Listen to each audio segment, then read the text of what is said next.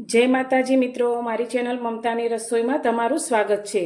तो आज आपणे बनावीशुं उनाळानी एकदम टेस्टी और हेल्दी मिठाई दूधीनी बर्फी। तो दूधीनुं शाक घणा लोकोने नथी भावतुं, एमां बाळकोने तो बिल्कुल नथी भावतुं होतुं, पण तमे जो दूधीनी बर्फी बनावशो तो बधाने खूब ज पसंद आवशे अने बनावी पण एकदम सरळ छे। 1 चमची घीमां तमे आ मिठाईने बनावी शको छो ने एकवार बनावी અને તમે 10 દિવસ સુધી રાખી પણ શકો છો અને ખાવામાં એટલી ટેસ્ટી અને હેલ્ધી છે કે બધાને ખૂબ જ પસંદ આવશે। તો અત્યારે આ દૂધીની બરફી બનાવવા માટે મેં ફ્રેશ દૂધી લીધી છે, જે વજનમાં લગભગ 600 ગ્રામ જેટલી લીધી છે। તો હવે આપણે આ દૂધીને છાલ ઉતારી અને તેને છીણવાની છે। તો દૂધી એ ખનિજ તત્વોથી ભરપૂર હોય છે અને ક્ષારીય હોવાથી શરીરને ઠંડક આપવાનું કામ કરે છે, એટલે ઉનાળામાં દૂધીનો ઉપયોગ વધુ કરવો જોઈએ। તો કોઈના કોઈ रीते तमे आ दूधीनो उपयोग करी सको छो ने हृदयरोगना दर्दीओ माटे आ दूधी खूब ज हितकारी छे। तो हवे आपणे आ दूधीनी छाल काढी लईशुं। तो पहेला उपरना भागने आपणे कट करी लईशुं अने तेनी छाल काढीशुं। तो तमे क्यारे दूधीनी बर्फी ना बनावी तो एकवार जरूरथी बनावजो, बधाने खूब ज पसंद आवशे ने बनावी पण एकदम सरळ छे। तो अत्यारे मार्केट में आ रीते कुमड़ी दूधी खूब ज फ्रेश मळती होय छे। तो तमे आ रीते मिठाई तमाम बनावी अने बाळकोने पण खवरावी शको छो।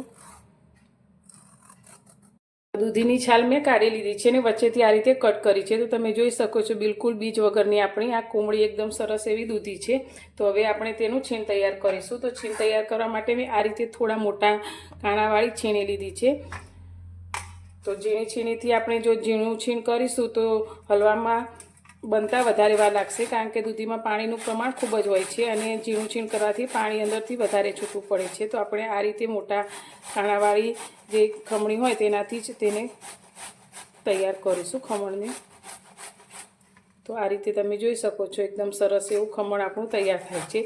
तो दूधीनुं खमण ए जल्दी काळुं पड़ी जाय छे, तो तेने आपणे खूब ज झड़पथी छीणी लेवानुं छे।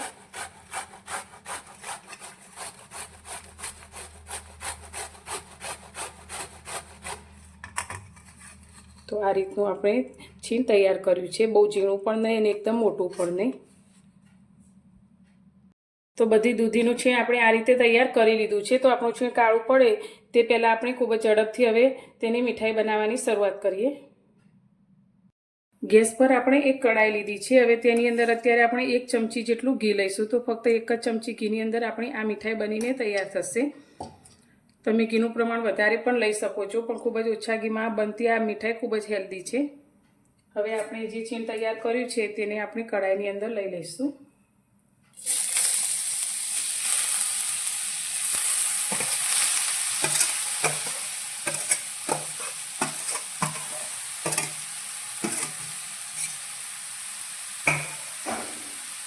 हवे गैसनी फ्लेम मीडियम राखी अने 3 થી 4 मिनिट आपणे घीनी अंदर आ दूधीना छीणने शेकीशुं।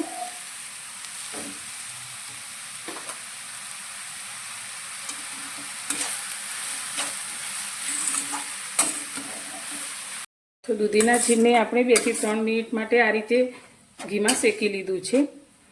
तो आजे आपणे जे मिठाई बनावीशुं ते बिल्कुल मावा वगर बनावीशुं, तो पण एकदम खूब ज सरस एवी मिठाई आपणी तैयार थशे। हवे छीण आपणुं एकदम सारी रीते चढ़ी जाय एना माटे अत्यारे मैं 1 वाटकी दूध लीधुं छे, ते अंदर लई लईशुं। तो दूध आपणुं घरमां जे आवतुं होय ते तमे दूध लई शको छो। हवे दूध आपणुं बधुं ज बળી जाय त्यां सुधी हवे आ छीणने आ रीते दूधनी अंदर आपणे पकवीशुं।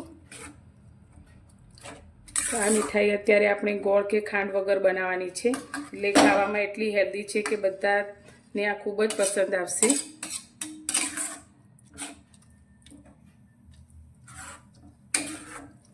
दूधमां आपणुं छीण चढ़े छे त्यां सुधी आपणे तैयारी करी लईशुं। तो अत्यारे आपणे आ मिठाईनी अंदर माવાનો उपयोग बिल्कुल नथी करता, तेनी जग्याए अत्यारे मैं 1 नानी वाटकी काजूना टुकड़ा लीधा छे, जेने आपणे मिक्सर जारनी अंदर लई लईशुं अने तेने पीसी अने तेनो फाइन पाउडर तैयार करी लईशुं। काजूने पण आपणे पीसी लीधा छे अने तेनो आ रीते एकदम सरस एवो फाइन पाउडर तैयार करी लीधो छे। તો દૂધીના છીણમાં આપણે જે દૂધ એડ કર્યું હતું તે બધું જ બળી ગયું છે અને છીણ આપણું એકદમ સરસ એવું સોફ્ટ થઈ ગયું છે. તો આ રીતે આપણે ચમચાની અંદર લઈને જોઈએ તો આ રીતે હાથથી દબાવીએ તો એકદમ સરસ એવું સોફ્ટ આપણું છીણ થઈ ગયું છે. હવે આમાં મીઠાશ માટે અત્યારે મેં ખાંડનો ઉપયોગ કરવાની જગ્યાએ સાકર લીધી છે, જેને મેં પીસી અને 1 વાટકી જેટલી તૈયાર કરી છે તે અંદર એડ કરીશું. તો પોણો વાટકી સાકર લઈ તેને આપણે પીસી લીધી છે અને તેનો આ રીતે પાવડર તૈયાર કર્યો છે. તો સાકર તમે તમારા ટેસ્ટ પ્રમાણે વધારે કે ઓછી પણ લઈ શકો છો અને તમે સાકરની જગ્યાએ ખાંડનો ઉપયોગ કરવા માંગતા હોય તો ખાંડ પણ લઈ શકો છો. હવે આ સાકરનું પાણી થઈ જશે અને આ રીતે તમે જોઈ શકો છો બધી સાકર અંદર ભળવાથી પાણી છૂટું પડ્યું છે. તો બધું જ પાણી વળી જાય ત્યાં સુધી તેને આપણે આ રીતે મીડિયમ ગેસની ફ્લેમ પર હલાવતા રહીશું. તો સાકરનું પાણી પણ થોડું બળી ગયું છે. તો હવે આની અંદર આપણે જે કાજુનો પાવડર તૈયાર કર્યો છે તે અંદર લઈ લઈશું.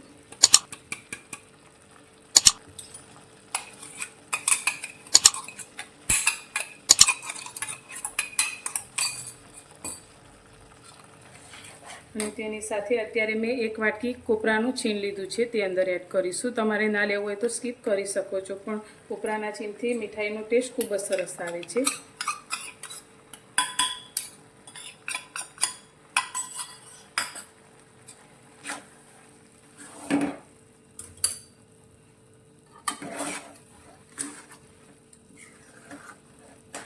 બધું સારી રીતે મિક્સ કરી લઈશું. ફ્લેવર માટે અત્યારે આપણે થોડી ઇલાયચીનો પાવડર લીધો છે તે અંદર અત્યારે ઉમેરી દઈશું. હવે આ રીતે મીઠાઈ ખાવામાં તો ખૂબ જ ટેસ્ટી લાગે છે, પણ જોતાં જ ખાવાનું મન થઈ જાય તેવો કલર એકદમ સરસ લાગે તેના માટે અત્યારે આપણે આની અંદર લીલો મીઠો કલર લઈશું, જે ફૂડ કલર આવે છે તે. તમે ના લેવો તો સ્કીપ કરી શકો છો.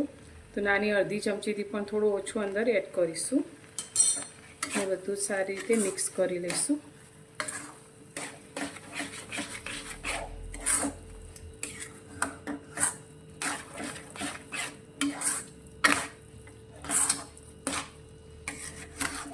હવે આની અંદર આપણે માવાનો બિલકુલ ઉપયોગ નથી કર્યો. તેની જગ્યાએ અત્યારે જે 10 રૂપિયાના પાઉચમાં મિલ્ક પાવડર મળે છે તે 1 પાઉચ મેં મિલ્ક પાવડર લીધો છે તે અંદર ઉમેરીશું.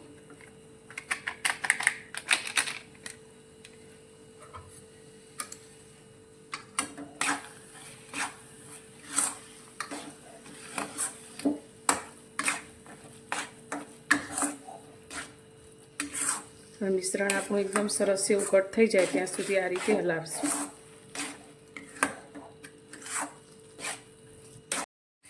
તો આપણી મીઠાઈ માટેનું મિશ્રણ ઘટ થઈ ગયું છે.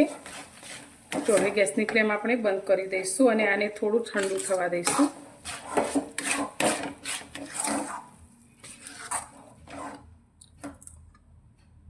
તો દૂધીનું મિશ્રણ આપણું અત્યારે થોડું ઠંડુ થઈ ગયું છે. તો આને આપણે ઠંડુ એટલા માટે કર્યું છે કે અત્યારે તેને સેટ કરવા માટે મેં ખાલી મીઠાઈનો પ્લાસ્ટિકનો ડબ્બો લીધો છે. તો તેની અંદર અત્યારે મેં આ રીતે એક બટર પેપર પાથરી લીધું છે. તો હવે બનાવેલું મિશ્રણ આપણે તેની અંદર પાથરી લઈશું. પ્લાસ્ટિકનો ડબ્બો હોય એટલે આપણે તેને થોડું ઠંડુ કરીને પછી જ અંદર એડ કરવાનું.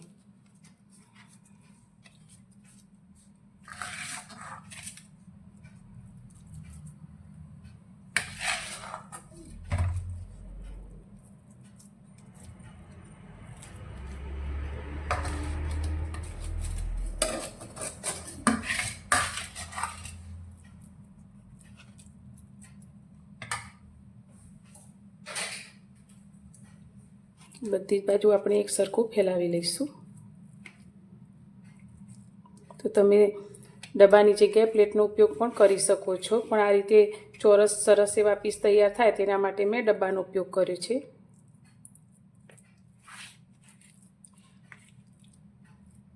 બરફીને સેટ થવા માટે આપણે પાથરી લીધી છે. તો હવે તેને ગાર્નિશ કરવા માટે મેં અત્યારે બદામ અને પિસ્તાની કતરણ લીધી છે, તેને ઉપર આપણે પાથરી લઈશું.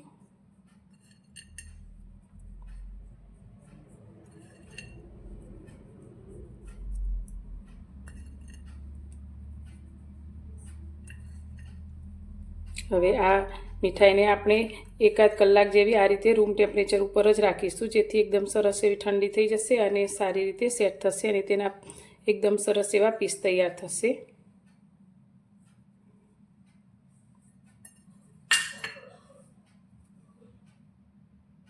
તો મીઠાઈને સેટ કરવા માટે રાખીએ આપણને 1 કલાક જેટલો સમય થઈ ગયો છે અને આપણી મીઠાઈ પણ સેટ થઈ ગઈ છે। તો હવે તેને પીસ કરવા માટે આપણે તેમાં આ રીતે કટ લગાવીશું। તો તમે તમારા મનપસંદના કટ લગાવી શકો છો।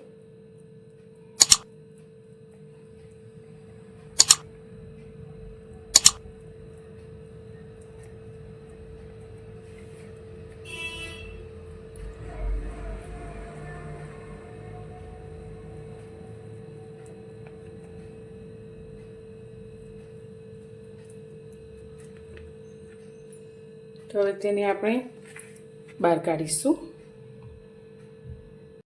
તો બરફીના પીસ આપણે કરી લીધા છે। તો તમે જોઈ શકો છો, જોતાં જ મોઢામાં પાણી આવી જાય તેવી આપણી બરફી બનીને તૈયાર થઈ છે। તો તમને મારી આજની આ બરફી બનાવવાની રીત કેવી લાગી? જો પસંદ આવી હોય તો વિડીયોને લાઇક કરજો, શેર કરજો અને મારી ચેનલ પર નવા છો તો ચેનલને સબસ્ક્રાઈબ કરવાનું બિલકુલ ભૂલતા નહીં। તો ફરી મળીશું એક નવી જ રેસીપી સાથે નવા વિડીયોમાં।